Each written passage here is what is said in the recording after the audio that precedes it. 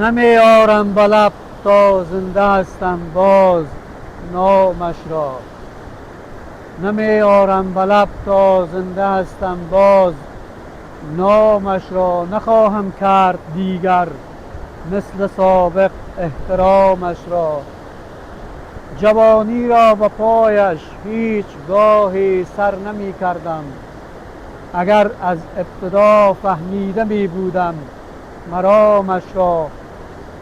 به هر شعری که باقی مانده باشد رد پای او، به زودی می سپارم در دل آتش تمامش را.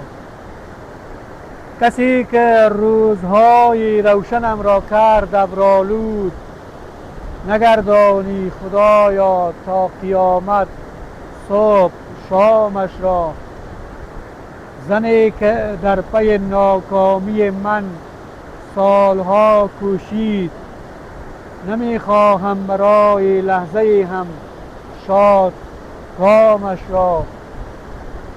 اگر پایین نشد از قهر خود با او چه خواهی کرد؟ اگر آماده شد باید بگیرد انتقامش را.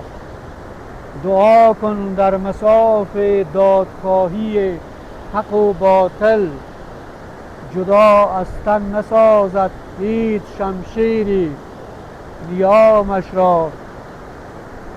به نفرینم گرفتارت کنم یا عذر خواهی کرد؟